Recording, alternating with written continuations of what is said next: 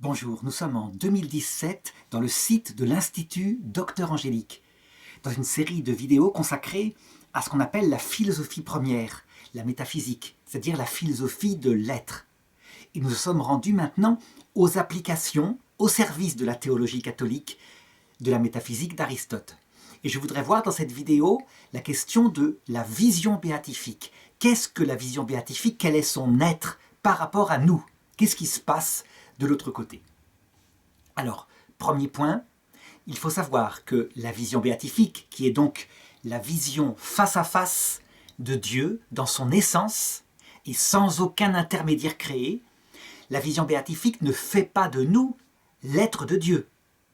C'est vrai que lorsqu'on regarde les écrits bibliques qui annoncent ce paradis céleste éternel qui sera essentiellement composé, et c'est ce qui nous rendra bien heureux, dans la vision béatifique, donc dans la vision de Dieu, eh bien, il y a parfois des analogies, des métaphores qui semblent indiquer qu'on devient Dieu. Par exemple, ils ne feront plus qu'une seule chair. Ça, c'est appliqué au couple, on le sait dans le début de la Genèse, mais c'est pour signifier cette union totale qu'il y aura avec Dieu. Eh bien, il faut savoir, et c'est le premier point à bien comprendre, que ce n'est pas une unité de notre être, en ce sens qu'on disparaîtrait pour se fondre en Dieu et devenir l'être de Dieu. Ça n'a rien à voir non plus avec ce qui se passe dans l'humanité du Christ, où là, véritablement, la nature éternelle de Dieu, le Verbe, s'unit une nature humaine. Il y a bien un seul être, c'est la personne du Verbe incarné. Donc sa nature humaine fait partie de l'être de Dieu. Mais il n'y a pas mélange des natures. Ce sont deux natures, ce qu'on appelle union, unies hypostatiquement, sans que les natures se mélangent.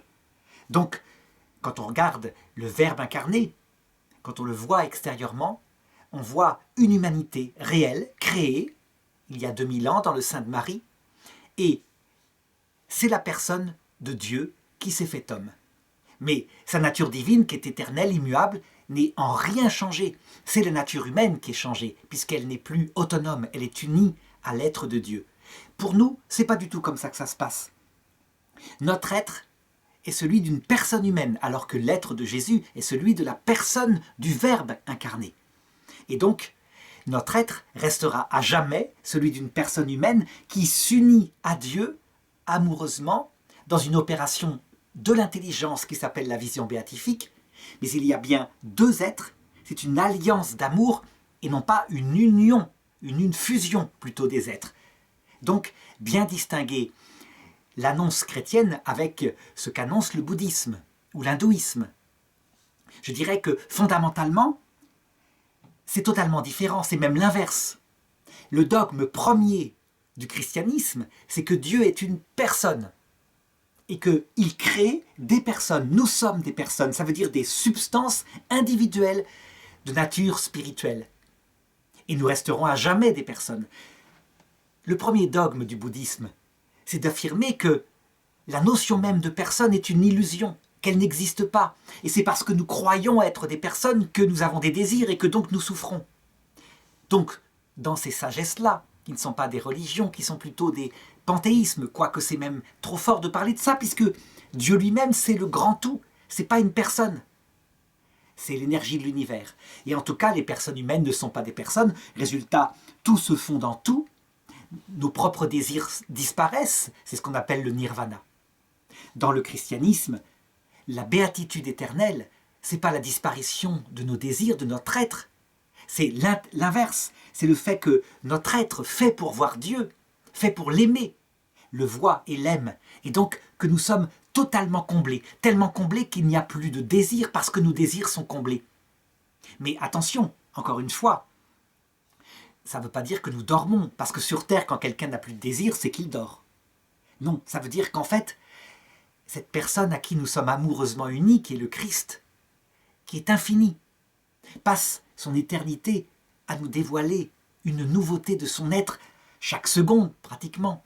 Et comme il est infini, eh bien, il devance nos désirs et nous sommes perpétuellement comblés, avant même d'en avoir le désir, sans jamais nous ennuyer. C'est d'ailleurs ce qui justifie, ce qui explique que la vie éternelle n'est pas un ennui mortel. Sans la vision béatifique, La vie éternelle telle que par exemple la pensaient les anciens Égyptiens, donc une vie terrestre améliorée où il n'y a plus les soucis du travail, où des serviteurs sont à notre service tout le temps, très vite deviendrait un enfer. Pourquoi? Parce que, comblés de toutes les richesses matérielles et le cœur vide, nous finirions par nous ennuyer. Dans la vision béatifique, l'essence de la béatitude vient de la vision face à face de ce Dieu infini qui correspond totalement à ce pourquoi notre âme est faite et qui vient les combler selon toutes ses dimensions.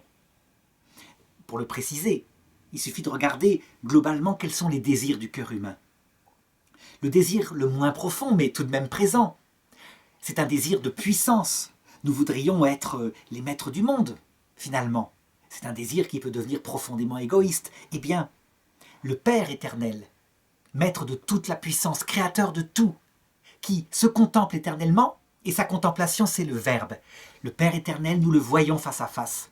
Nous voyons sa puissance, et il nous la donne, parce que Dieu est comme cela.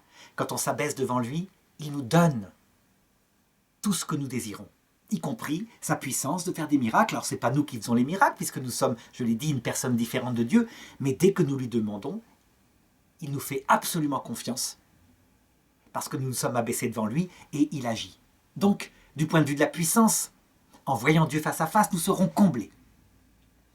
Désir plus profond maintenant, connaître tous les secrets de l'univers, les secrets sur la création, les secrets des anges, les secrets de toutes les personnes humaines.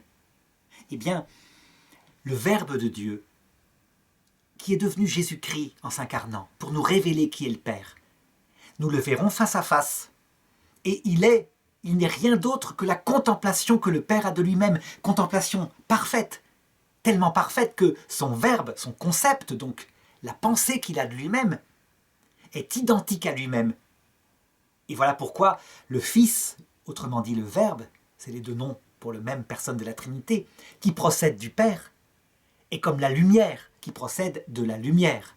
C'est la connaissance qu'indique la lumière. Et il est absolument identique au Père parce que le Père se connaît parfaitement. Eh bien, en voyant face à face, sans intermédiaire, le Verbe de Dieu, tous nos désirs de connaissance sont comblés, puisque il est la vérité.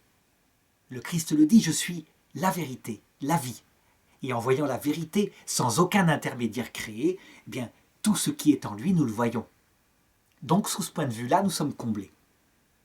Et puis, il y a un désir encore plus profond que mis en avant, particulièrement Sainte Thérèse de l'Enfant Jésus, dans un texte de son Histoire d'une âme, où elle dit « Je cherchais quelqu'un qui puisse combler mon cœur, le combler complètement, et qu'il n'y ait pas l'ennui quotidien, mais que sans arrêt soit nouveau, qui sans arrêt se révèle à moi.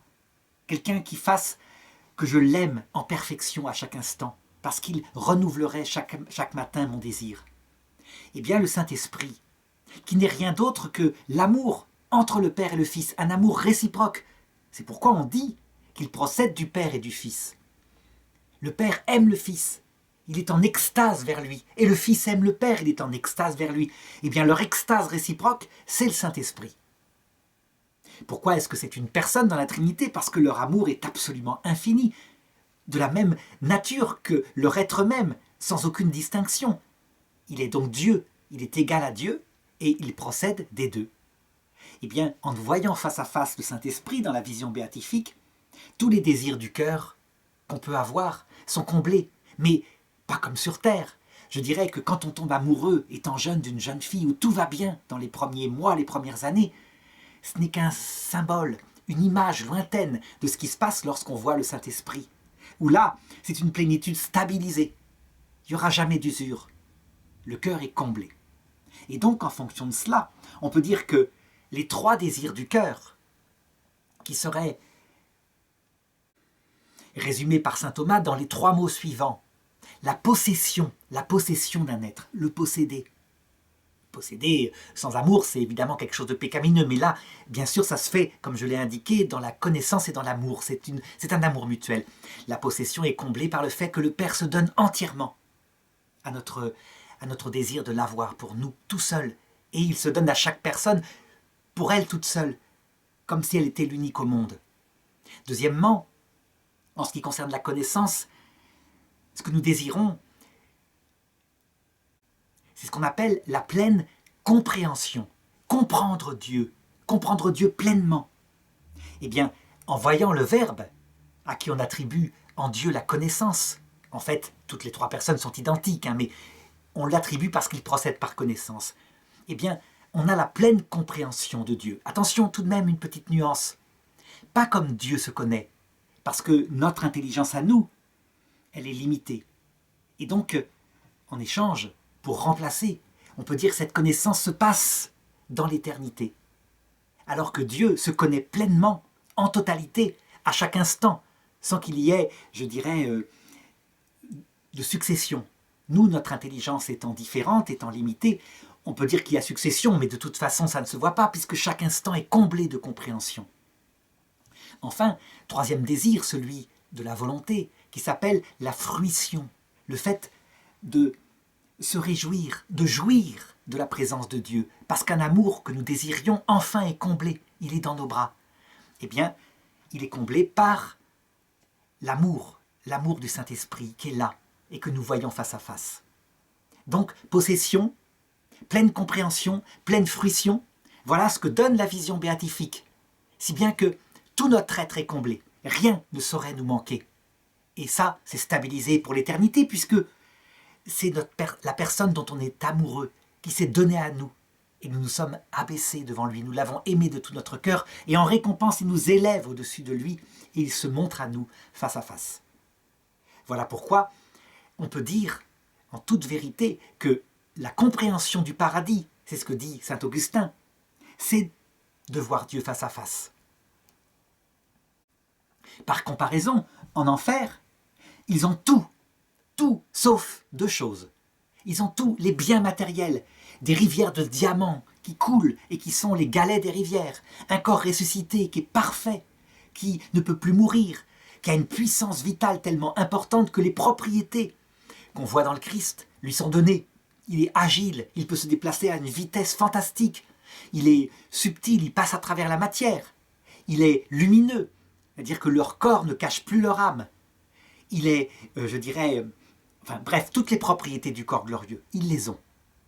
Mais il leur manque deux choses, parce qu'ils ont aussi un univers entier, et Dieu est bien capable de leur donner à chacun de ceux qui ont refusé de l'aimer, s'ils le veulent, une galaxie entière. Pour lui, c'est un grain de poussière. Il en a créé des centaines de milliards.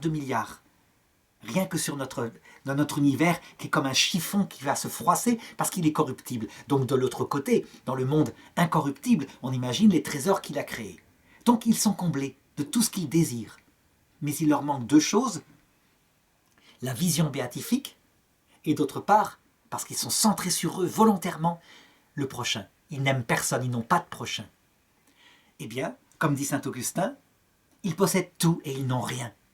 Leur cœur est vide, leur vie est vaine, insensée. Au contraire, au paradis, on est prêt à ne rien posséder. On a renoncé à tout, pour Dieu, pour le prochain. Et du coup, on a Dieu, on a le prochain, et on est comblé de tous les biens. Et en plus, de fait, on joue à qui perd gagne, parce que l'univers nouveau, magnifique, ce jardin préparé pour notre corps ressuscité, ces beautés pour notre sensibilité qui, elle aussi, sera présente. Parce que nous ne sommes pas des purs esprits, nous sommes véritablement des êtres humains au paradis. Donc notre corps sera dans le temps, puisque c'est un vrai corps ressuscité. Notre psychologie dans la durée intérieure, puisque c'est une vraie psychologie sensible. Et enfin, dans la vision béatifique, notre esprit, lui, est dans l'éternité même de Dieu, puisqu'on voit Dieu face à face. Eh bien, nous avons, en plus de la vision béatifique qui suffirait à nous combler avec le prochain, nous avons tout le reste. Donc, ça vaut le coup de jouer à qui perd gagne. On se perd et on se trouve.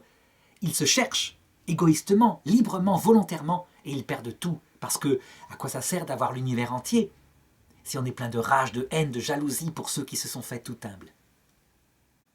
Donc voilà, pour le premier point, nous resterons des personnes. La vision béatifique nous unit à Dieu, mais notre être reste notre être. L'être de Dieu est l'être de Dieu. Et donc, il n'y a pas de changement métaphysique du point de vue de l'être.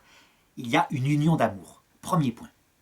Deuxième point, il faut maintenant analyser ce que c'est exactement que la vision béatifique. Quel est le regard que nous portons sur Dieu? En quoi il consiste concrètement? Quelle est cette opération vitale? Eh bien, pour le comprendre, il faut comparer la vision béatifique, que nous n'avons pas encore, aux 4 manières par lesquelles le Christ est venu. Le Christ qui est Dieu, qui s'est fait homme, et donc par laquelle, jusqu'ici, nous voyons Dieu. La première manière par laquelle Dieu s'est révélé, et nous l'avons vu face à face. Face à face, c'est une façon de parler exagérée. En fait, nous l'avons vu par la médiation de son humanité. Jusqu'ici, c'est toujours le cas. Sa divinité qui était présente, sa personne qui est celle du Verbe incarné, nous l'avons vu face à face, mais toujours à travers de son humanité. Et la première fois qu'il est venu sous forme d'une chair fragile, comme la nôtre, exactement. Donc un visage humain, une vie biologique. Et son charme rayonnait, sa parole nous parlait, s'adressait à notre intelligence que nous devions comprendre. Les apôtres avaient beaucoup de mal, parce qu'il fallait qu'ils comprennent avec leur propre concept. Sans l'aide de l'Esprit Saint, qui est, je vais le dire, une autre manière de le connaître, beaucoup plus profonde, ils ne comprenaient pas grand-chose. Eh bien, cette première venue du Christ, où nous avons vu Dieu face à face, comme dit saint Jean, c'est faite par l'intermédiaire de nos sens, de nos oreilles qui ont entendu sa parole. Et donc, ce que nous avons vu en direct, face à face, c'est l'humanité du Christ. Donc, la créature en lui. Et par là, nous avons pu remonter un peu, comme c'était possible. Et ça devait être magnifique de le voir, je dirais, bouger, ce qui révélait tellement magnifiquement son âme. Mais tout de même, il avait bien un visage comme nous. Un visage qui rayonnait pas plus que nous. On ne voyait pas directement son âme humaine. Cette première manière de voir est une vision de Dieu par l'intermédiaire donc de son humanité. Ce ne s'appelle pas la vision béatifique. C'est une vision, je dirais, limitée. Nous voyons par la créature le Créateur. Et c'est très fort puisque Jésus le dit. « Qui m'a vu a vu le Père. Ne crois-tu pas, dit-il à Nathanaël qui lui demande de lui montrer le Père, que je suis dans le Père et le Père est en moi. Oui, mais attention, ce n'est pas évident. Ça se voit par la médiation de sa parole, etc. Cette sagesse-là, donnée par le Christ au début, où la réflexion de ses apôtres essayait de comprendre des choses compliquées, comme quand il prenait des métaphores, celui qui mange ma chair et boit mon sang. C'était une métaphore spéciale, c'est pas sa chair au sens cannibalisme, c'était il allait se transformer en pain, et ça signifiait encore quelque chose de plus profond. Il allait venir habiter avec son âme dans notre cœur. Mais eux, ils avaient du mal à comprendre, c'était des petits pêcheurs de Galilée. Eh bien, cette sagesse-là s'appelait la sagesse théologique. Et faite sans l'Esprit Saint, comme le ferait un historien ou un chercheur de vérité, elle est compliquée, mais elle peut aboutir à une certaine compréhension objective. Il y a des gens qui ne sont pas chrétiens, qui arrivent à comprendre la logique de la théologie chrétienne. C'est une façon de connaître Dieu, après tout. Donc, la vision béatifique n'est pas cela. Et quand on dit « nous avons vu le Christ face à face, nous avons vu Dieu face à face lorsqu'il est venu sur terre », saint Jean veut dire par là « nous l'avons vu par l'intermédiaire de son humanité qui était son être », et donc pas directement face à face sa divinité. Deuxième manière dont le Christ vient, qui est beaucoup plus profonde, c'est quand il dit « je vous enverrai mon esprit, le Paraclète ». Il viendra habiter dans votre cœur et il vous rappellera tout ce que je vous ai dit.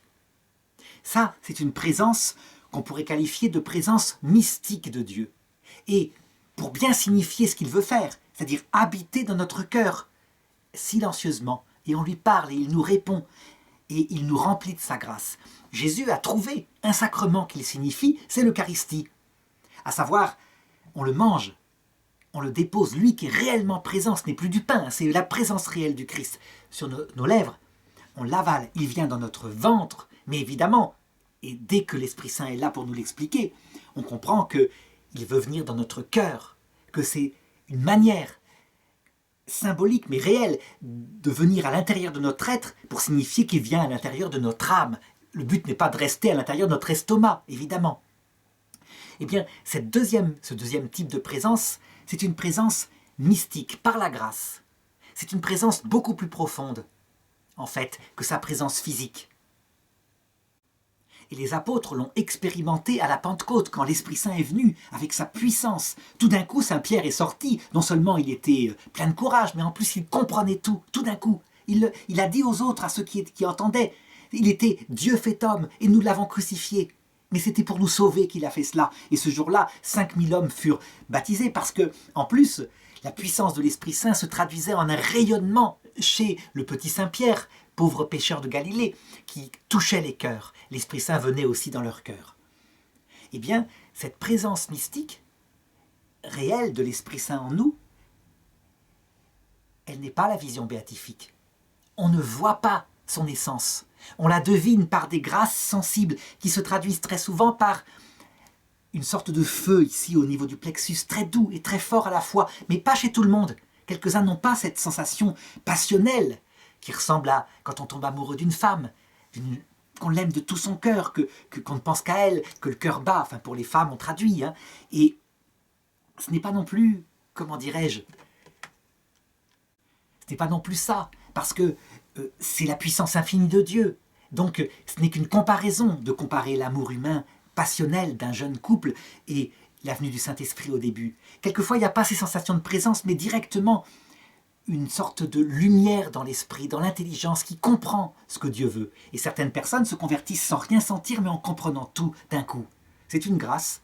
Mais en tout cas, dans ce cas, la venue de la grâce sanctifiante, on l'appelle comme ça, de la présence réelle, mystique de l'Esprit Saint, de la Trinité dans notre cœur, n'est pas la vision béatifique. On ne voit pas son essence face à face, on la voit par l'intermédiaire de créatures qui s'appellent soit des concepts qu'il crée dans notre intelligence, des lumières, soit de sensations tendres, chaudes, fortes à la fois, mais des sensations qui sont donc des créatures sensibles dans notre psychisme. C'est beaucoup plus fort et ce n'est pas la vision béatifique. On peut dire là encore que Dieu n'est pas vu directement dans son essence, mais par l'intermédiaire de ses effets sur nous. Et on devine qu'il est amour parce qu'il nous caresse. Comme dans un couple, on pourra dire, l'épouse pourra dire, il m'aime vraiment, il fait attention à moi, et il lui fait plaisir. Eh bien là, c'est une analogie que prend la Bible dans le Cantique des Cantiques pour signifier cette présence mystique de l'Esprit Saint. Cette deuxième sagesse, on l'appelle la sagesse mystique. L'Esprit Saint directement qui nous enseigne, comme l'avait promis Jésus, il vous rappellera tout ce que je vous ai dit. Eh bien, ce n'est pas la vision béatifique. La troisième venue du Christ maintenant. La troisième venue du Christ, nous ne l'avons pas encore, sauf peut-être quelques personnes rarement sur terre, comme la petite Bernadette de Lourdes, ou alors les apôtres lors de la transfiguration de Jésus. C'est quand le Christ, à l'heure de notre mort, et à la fin du monde pour la dernière génération, va nous apparaître cette fois, non plus avec son corps sous mode biologique, mais dans sa gloire, avec son corps glorifié, ressuscité. C'est quelque chose qui contient tout ce qui était contenu dans les deux précédentes présences. Pourquoi ? Qu'est-ce qui se passe quand nous le voyons à l'heure de notre mort ? Nous voyons réellement de nos yeux de quelqu'un qui est en train de mourir, ce sont les yeux psychiques qu'on emporte apparemment dans l'autre monde. Les gens qui ont une expérience proche de la mort le racontent. On voit donc une lumière magnifique, ce corps magnifique du Christ qu'il s'appelle l'être de lumière. On entend sa parole. Véritablement, nos sens sont là, donc comme dans la première façon de venir. On pourrait dire qu'on le voit face à face. Non, on ne voit que la lumière créée de son corps glorifié. Ce n'est pas encore la vision béatifique. Et je sais que certains théologiens, comme Wycliffe, disaient qu'à l'heure de la mort, on avait une claire vision de Dieu, au point qu'un moment de vision béatifique. Il a été condamné par l'Église pour cela, parce que, en fait, si on avait à ce moment-là une vision béatifique, on ne pourrait plus choisir. Parce que voir l'essence de Dieu directement, sans l'intermédiaire du voile de la créature, même si là c'est une créature qui n'a presque pas de voile, puisqu'elle ne cache pas son âme humaine, je vais le dire après. Mais si on voyait directement, non plus son âme humaine, mais sa divinité, directement, on ne pourrait plus le rejeter. Parce qu'il est équivalent dans sa divinité à la béatitude. Et personne jamais ne peut rejeter la béatitude. Ça veut dire le bonheur parfait. On est programmé, être humain, pour toujours chercher la béatitude. Je dirais même que c'est impossible d'y échapper. Quand, je me rappelle d'un débat qu'il y avait une fois en classe, quand quelqu'un se suicide, est-ce qu'il cherche le bonheur ? Réponse oui. La vie est tellement devenue dure, tellement insupportable, qu'il croit pouvoir le trouver dans le sommeil éternel s'il est athée, ou dans la rencontre avec un Dieu miséricordieux s'il est croyant. Il ne devrait pas faire ça. il ne faut pas. Mais de fait, c'est une recherche du bonheur qui peut pousser à fuir le malheur. En l'occurrence, donc, à l'heure de la mort, lorsque le Christ paraîtra, nous n'aurons pas la vision béatifique. Saint Paul, lorsque le Christ lui est apparu sur le chemin de Damas, n'a pas eu la vision béatifique. Il est rentré au 3e ciel. C'est le ciel de l'apparition glorieuse du Christ. Le 1er ciel étant la terre, le 2e ciel le passage de la mort, le 3e ciel, quand il apparaît, accompagné des saints et des anges. Ce qui caractérise en plus cette vision face à face de l'humanité glorieuse du Christ, c'est que son corps glorifié, lumineux, plein de charme, souriant, ne cache pas du tout son âme humaine. Quand je dis son âme, je veux dire son esprit, sa pensée profonde, ses intentions, son cœur, son sacré cœur. Si bien que, manifestement, en un instant, on comprend son évangile, et ça se résume, évidemment, en quelques mots. Il est vérité. Et en voyant sa vérité, nous voyons aussi tous les péchés de notre âme. C'est désespérant dans ce sens-là, mais il n'y a pas que la vérité. La vérité est un glaive, c'est vrai, elle révèle les choses cachées. Il est, en même temps, amour. Donc, jamais il ne nous condamne, et son regard nous relève, nous dit « tu as fait ce que tu as pu là », etc. Enfin, il ne parle pas comme cela, puisque c'est un instant. Un instant. Ce n'est pas des paroles articulées comme sur cette terre.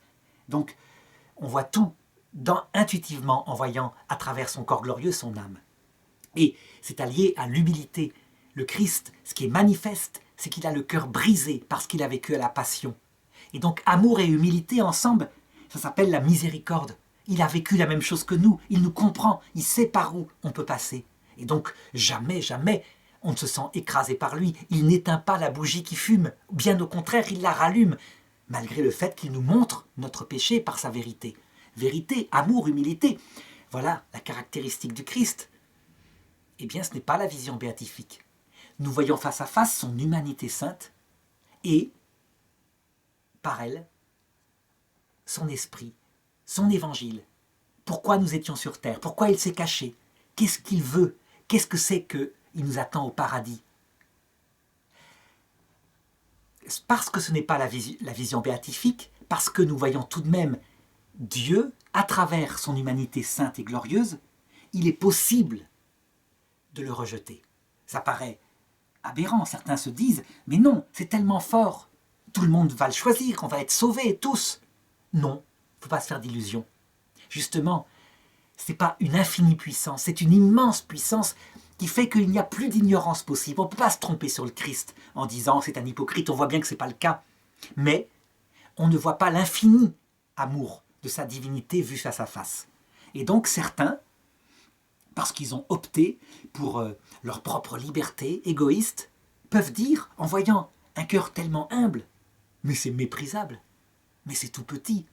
Et quand ils voient au contraire la lumière de Lucifer, celui qui s'est accaparé le titre de Lucifer, parce que le vrai Lucifer porte lumière, c'est le Christ. Mais l'ange révolté, qui s'est accaparé frauduleusement ce titre, sa lumière, c'est celle d'une victoire, d'un orgueil dressé, de la noblesse du choix par soi-même, tout seul, de ce qui est bien et de ce qui est mal. Eh bien, les orgueilleux méprisent le Christ et vont vers le démon, librement. C'est le péché contre l'Esprit Saint.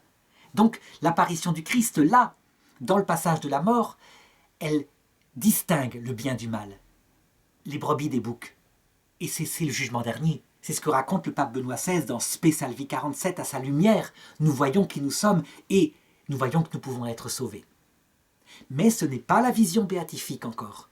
Donc pourquoi? Parce que nous voyons Dieu à travers la créature. Il y a un intermédiaire entre Dieu et nous, un peu comme la lune est un intermédiaire entre le soleil et nous. Quand nous voyons la lune, nous voyons bien la lumière du soleil, mais filtrée par la terre qu'est la lune. Et donc on peut la regarder droit dans les yeux. Mais regarder le soleil directement dans les yeux, ça serait l'analogie de la vision béatifique. Ça serait voir Dieu dans son essence infinie, sans aucun intermédiaire créé. Et donc, la quatrième manière dont le Christ va venir, qui sera cette fois éternelle, qui sera le temple définitif qui n'a plus de fin, c'est la vision béatifique. Comment ça va se passer? Eh bien, après avoir été confronté à l'humanité du Christ, il y aura deux sortes d'hommes. Ceux qui le rejetteront, je l'ai dit, mais ceux qui tomberont à genoux, se repentiront, l'aimeront de tout leur cœur, de toute leur humilité, reconnaissant leur péché. S'il reste en nous quelques restes d'orgueil, nous nous mettrons par amour au purgatoire quelque temps, pour achever d'acquérir un cœur tout humble. Parce que, pour voir face à face l'essence divine, il faut être tout humble, puisque l'essence divine est tout humble. Dans la vie trinitaire, il y a cette absolue, je dirais, et perpétuelle exaltation de la personne de l'autre par chaque personne de la Trinité. Le Père dit au Fils, « Je t'ai exalté, tu es plus grand que moi, je suis par toi. » Et le Fils, qui est le Verbe du Père, dit au Père, « Le Père est plus grand que moi, parce que sans le Père qui se contemple, je ne suis pas, je ne suis que par le Père. » Et le Saint-Esprit, qui est leur amour mutuel, exalte le Père et le Fils. La Trinité, c'est non seulement puissance, lumière, amour, mais c'est infinie humilité. Si bien que pour le voir face à face, il faut devenir tout humble. Sinon, on ne supporte pas. Et bien, une fois que cette purification est acquise, et ceux qui sont au purgatoire aiment de tout leur cœur, il manque juste un peu encore cette humilité. Donc ils doivent passer par la croix pour avoir le cœur brisé, comme le Christ, devenir sans illusion sur eux. Alors, à ce moment-là, et pour ceux qui sont déjà tout humbles, qui ont beaucoup souffert sur terre, ça se fait tout de suite, il n'y a pas de purgatoire, on entre dans la vision béatifique. Et ce qui caractérise, au point de vue théologique, la vision béatifique, c'est donc qu'on voit Dieu, c'est précis, hein, sans aucun intermédiaire créé. Ça veut dire que lui, Dieu, se fait, pour notre intelligence, directement notre concept. Je m'explique. Quand nous pensons, par exemple, fermons les yeux, nous pouvons penser à quelqu'un que nous aimons beaucoup. Nous avons dans notre tête une idée de cette personne, de ce qu'elle est, de ses qualités, ses défauts, une idée globale. On appelle ça un concept, un verbe. Et c'est un concept flou. Il est créé en nous par notre intelligence, en fonction de l'expérience que nous avons eue de cette personne. Là, dans la vision béatifique, il n'y en a pas. C'est fini, les concepts que nous nous créions, comme je l'ai dit, dans les 3 autres façons dont le Christ vient. Soit en comprenant avec sa raison la théologie, soit par l'Esprit Saint qui crée en nous des idées, mais puissamment avec sa grâce, soit en voyant l'âme du Christ. Donc, en ayant une idée de sa nature humaine qui nous révèle ce qu'est sa nature divine. Là, c'est sa divinité au Christ. La divinité directement qui se fait le concept de notre intelligence. Et donc, il faut imaginer ça, hein. Notre intelligence, elle n'a comme objet que la vérité. Et la vérité avec un grand V se fait visible, directement par elle. Quelqu'un me demandait, mais donc la vision béatifique, on ne voit pas Dieu avec ses yeux. Non, on ne voit pas Dieu avec ses yeux. Dieu n'a pas de corps. On voit Dieu avec son intelligence, directement, face à face. Parce que Dieu est esprit. Mais évidemment, ça ne veut pas dire que nos yeux ne seront pas comblés, parce qu'il s'avère que Dieu a assumé une nature humaine. Et donc, on voit Dieu aussi par nos yeux de chair en voyant le corps du Christ. Seulement, le corps du Christ, en comparaison de la vision béatifique, de la vision de sa divinité, est obscur. Et je dirais que sur terre, on comprenait la divinité par la vision de son humanité. Dans l'éternité, c'est l'inverse. On verra sa divinité à Jésus, et par elle, on comprendra son humanité. Donc, tout est inversé.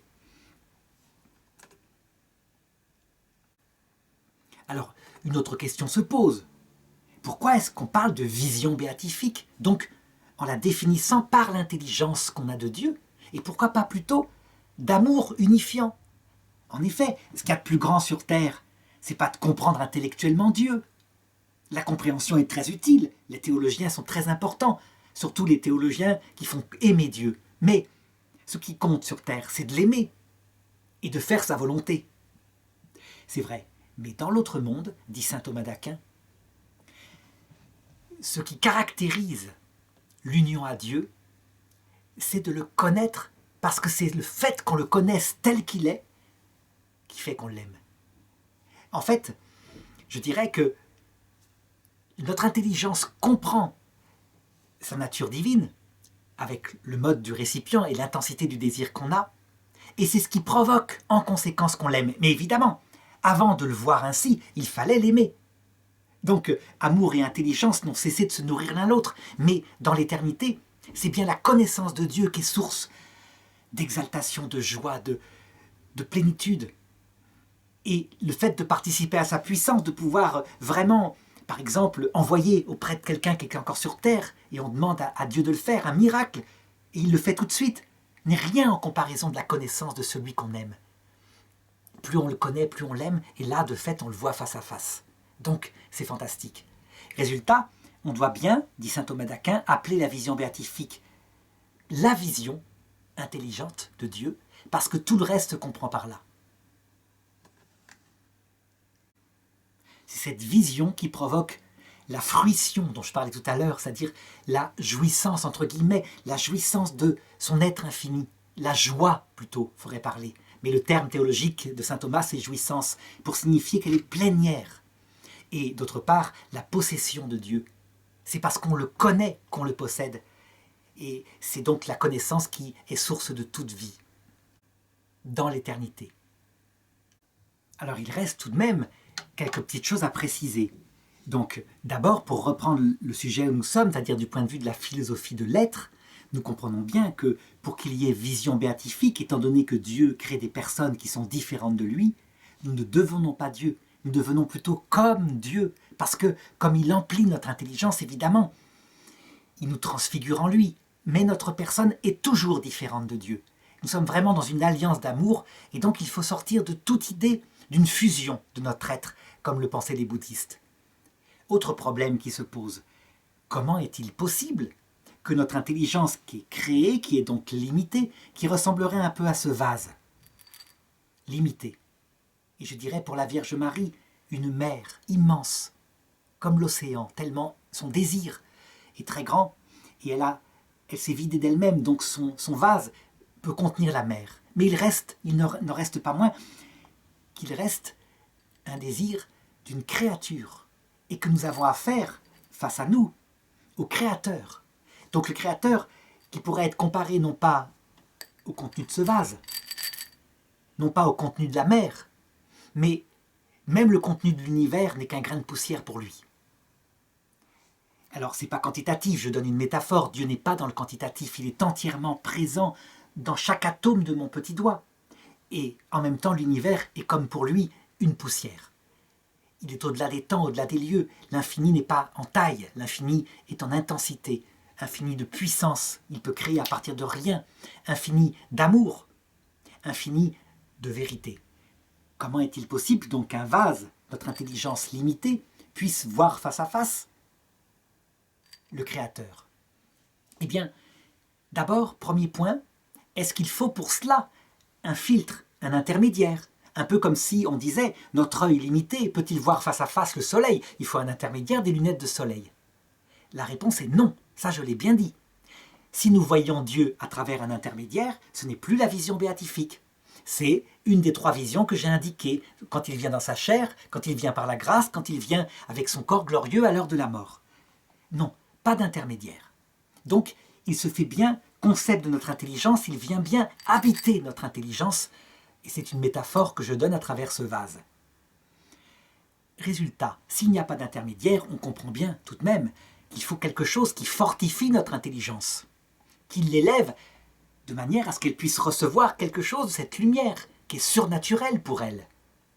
Eh bien oui, et cette grâce qui vient rendre notre intelligence capable de voir Dieu face à face s'appelle, non plus la grâce sanctifiante, mais c'est la même chose, sauf qu'elle est en perfection, s'appelle la lumière de gloire, lumen gloriae. Par ta lumière, nous verrons la lumière. Ça veut dire qu'en fait, tant que nous étions sur terre, une grâce venait surélever notre esprit pour que nous puissions aimer Dieu comme un ami. Mais cette surélévation ne faisait que nous rendre capables d'une amitié envers un être qui est tellement supérieur à nous qu'il fallait bien nous élever et qu'il s'abaisse. Ici, c'est carrément au point de vue de l'opération que la lumière de gloire vient surélever notre esprit, notre âme elle-même, c'est-à-dire le cœur même de notre être. Parce que, cette fois, nous voyons en acte directement la divinité. Et cette lumière de gloire, dont le siège est donc notre substance, l'âme même, source de notre vie, de notre être, a des effets dans tout notre être. Cette créature qui s'appelle la lumière de gloire va permettre à notre intelligence de s'écarter, de s'ouvrir telle une fleur pour recevoir la surnature de Dieu. À la différence de la grâce sanctifiante, qui sur terre était source dans notre âme de la foi, de notre intelligence de la foi, ici, il n'y a plus la foi puisque nous le voyons face à face. Elle est source de ce qu'on appelle la compréhension, je l'avais dit tout à l'heure. Cette lumière de gloire va étendre son effet jusque dans notre volonté, qui est une autre partie, une autre faculté de notre esprit, et qui a deux exercices. Son exercice fondamental qui est l'amour. Et cette fois, elle ne va pas seulement permettre l'existence de la charité, même si cette charité existe. Elle demeure à jamais, à la différence de la foi qui disparaît dans la vision béatifique. Non, la charité demeure, mais au lieu d'être une charité qui désire voir Dieu, qui ne possède pas encore son bien, elle se transforme en charité qui possède Dieu, donc qui est dans la joie, la fruition dont je parlais tout à l'heure. Une charité accomplie. Dieu habite dans nos cœurs. C'est comme si l'épouse était enfin dans la chambre nuptiale de l'époux. Deuxième pôle de notre volonté, c'est son efficacité, son désir de possession, qui donne sur terre, lorsque la grâce sanctifiante emplit notre esprit, l'espérance théologale. Donc le désir de voir Dieu. Là, il n'y a plus d'espérance, on le voit. Et donc ça se transforme, comme je le disais tout à l'heure, en possession. Nous le possédons. Une possession d'amour, évidemment. Ce n'est pas s'accaparer Dieu, ça n'a rien à voir. Il faut donc bien comprendre que cette lumière de gloire n'est donc pas un intermédiaire entre Dieu et nous, mais plutôt comparable à, je dirais, à ce qui se passe avec cette ampoule. Là, c'est elle que nous sommes sur terre, et elle peut contenir tout de même de la lumière. La grâce de Dieu vient nous rendre capables de vivre la vie avec Dieu. Eh bien, dans l'éternité, la lumière de gloire, c'est comme si cette lampe était allumée. Alors, elle est allumée, et elle peut contenir à l'intérieur l'essence même de Dieu qui la rend lumineuse. Il me reste une fois après avoir bien vu toutes les données de la vision béatifique, à me demander si nous voyons Dieu tel que Dieu se voit lui-même. Parce que ça pourrait être une objection, en disant, si nous ne voyons pas Dieu tel qu'il se voit, mais que nous ne voyons qu'une partie de Dieu parce que notre intelligence en est incapable, alors c'est donc qu'il est impossible de voir Dieu, puisque on voit tout ou on voit rien. Pour répondre à cette objection majeure, je dirais ceci. Du côté de l'objet qui est vu, c'est bien Dieu directement, face à face. Il est comme la lumière dans l'ampoule que je viens de montrer. Cette lumière est indifférenciée. Et même, je dirais, c'est cette lumière qui existe sur terre. Il est présent dans notre cœur, mais nous ne le voyons pas encore. Là, nous le voyons. Mais il y a un deuxième point qu'il faut regarder. C'est le mode du récipient qui voit Dieu. Et ce récipient, c'est notre intelligence. Et il s'avère que notre intelligence le voit en fonction de qualités qu'elle a acquises durant sa vie terrestre préparatoire. Et ces qualités sont de deux ordres.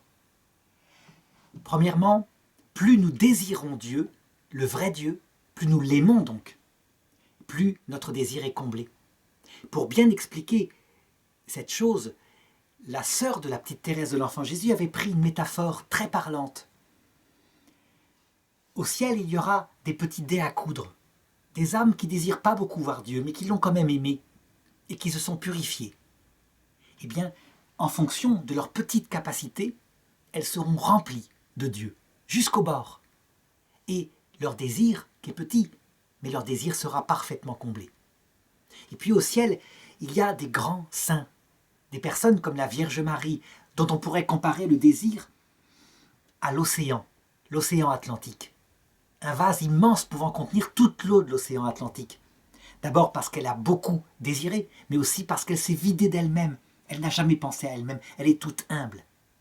Et donc, elle ne prend pas la place que nous prenons habituellement dans notre cœur parce que nous y habitons et nous prenons beaucoup de place que Dieu devrait occuper. Résultat, elle, la Vierge Marie, l'Esprit Saint, la Trinité, vient emplir entièrement son immense cœur, son immense désir, la place laissée par son immense humilité. Mais elle la remplit entièrement. Et la sœur de Sainte Thérèse lui demandait laquelle des deux est la plus pleine. Le petit dé rempli à ras-bord, et on ne peut pas en mettre une goutte de plus, ou la mer remplie à ras-bord, mais on ne peut pas en mettre une goutte de plus. Les deux sont pleins. Donc les deux obtiennent la béatitude. Et la Vierge Marie, dont le désir et l'humilité est immense, on pourrait se dire, elle va triompher, Elle écrase par sa sainteté notre minable, misérable sainteté. Pas du tout. Elle met en avant le petit dé à coudre et elle l'envoie sur terre, lui, pour qu'il aille aider ceux qui sont de sa famille et qui ont encore à progresser vers la vision béatifique. Elle est la plus humble et c'est réel. Elle ne cesse de mettre en avant ses enfants pour qu'ils agissent. Et c'est pour ça qu'elle est la plus grande, parce que le plus petit est le plus grand au ciel. Mais alors, je n'ai pas résolu l'objection. Si donc l'intelligence de Marie est comme l'océan Atlantique, et que Dieu est comme l'infinité de l'univers, c'est donc qu'elle ne voit pas Dieu tel que Dieu se voit. C'est vrai. On ne peut pas voir Dieu tel que Dieu se voit lui, parce que lui, son réceptacle, c'est sa propre intelligence qui est infinie et qui est adéquate à sa propre nature qui est infinie. Nous, notre intelligence est limitée. Et donc, à la place de cela, notre vie est éternelle. Éternellement, il renouvelle, je l'avais dit tout à l'heure, il renouvelle des aspects de lui qu'il manifeste. Mais c'est bien lui, c'est vraiment lui que nous voyons. Il n'y a pas d'intermédiaire créé. Seulement, c'est comme si perpétuellement c'était nouveau, et donc il n'y a jamais d'ennui. C'est ce qui explique, je l'ai dit au début, que la vie éternelle n'est pas un ennui. Et ce qu'il faut en plus se dire, c'est que ce Dieu infini qui remplit notre cœur, qui comble nos désirs et qui donc les éteint. Mais nos désirs sont là, ils sont simplement comblés, ils ne sont pas éteints dans ce sens qu'ils seraient écrasés, je l'ai dit. Eh bien, ce Dieu infini est en même temps le plus petit, le plus humble.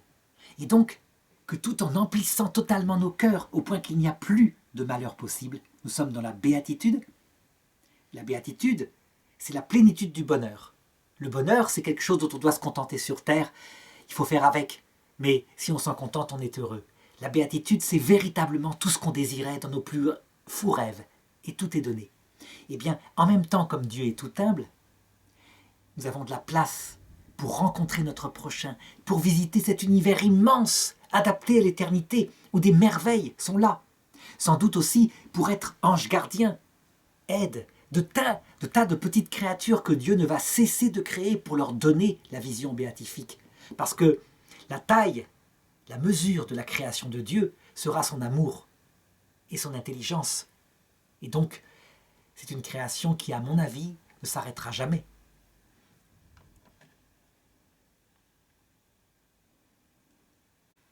Et c'est ainsi que j'ai pu répondre à l'objection. Certes, nous voyons Dieu face à face, mais nous ne le voyons pas avec la même intelligence que Dieu, nous ne sommes pas Dieu, et donc nous le voyons avec un mode, une façon de le voir différente. Il n'empêche que c'est Dieu directement qui est vu, et c'est tout à fait adapté à ce que nous sommes.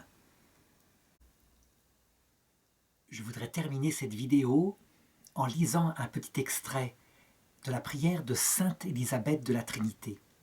La sainte qui a le plus contemplé de cette terre, avec sa sagesse théologique, mais aussi sa sagesse mystique. Et en désirant de tout son cœur, et elle l'a eu très vite, elle est morte très jeune, c'est une petite carmélite de la fin du XIXe siècle, pour contempler l'humanité du Christ, mais sa divinité directement face à face. C'est la sainte docteure de la Trinité. Elle a rêvé de voir la Trinité et ça lui a été donné. Eh bien, elle écrit une prière connue qui résume un petit peu toute sa pensée.